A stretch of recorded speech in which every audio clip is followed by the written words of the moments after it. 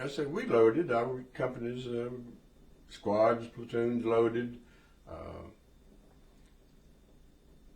We took off. There was tension, of course. Everyone was, saying, well, I hope this will be the big one. I hope this will end it. With the older guys in the company, and when I say old, I mean by time, each time we went into battle, some of the older guys got killed. And so the number was going down all the time, and you wondered, how many you're going to last, and how many battles before it ends, because really in those days there was no rotation. The only way you got home was either to be killed or to be injured. Otherwise you stayed and kept going until the war ended. Really was the idea of what we had to do.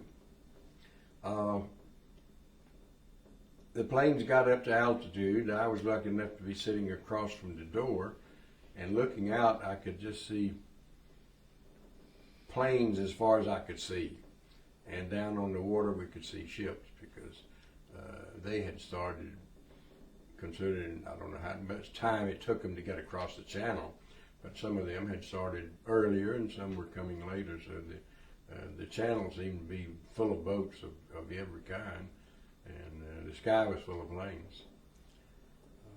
We went, and our mission, which some did know, we went around the Cotentin Peninsula. We didn't go straight in over the beach.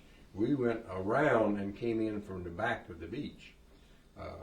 I think probably the element of surprise, if we had gone right over the beach, they would, of course, been alerted, which they really weren't when our troops came in at 6:30, from what I understand. And this was about 12:30, 1 o'clock. Everything seemed to be going fine, and all of a sudden they ran into just a cloud bank. And the pilots had to maintain radio silence. They couldn't call back and say, watch out, there are clouds here. And so all of a sudden all these planes just disappeared into the clouds.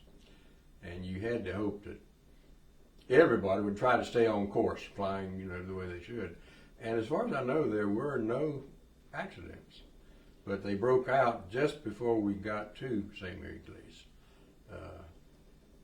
Our plane was a little high, and he went down quickly, trying to get down to jump altitude of about 500. He was going a little fast, because I know when I went out, both my pockets, the big pockets we had on the outside, burst from the opening shock. When my chute opened, the bottom flew out the chute's pockets and went raining down with ammunition and rations, or whatever you had in it.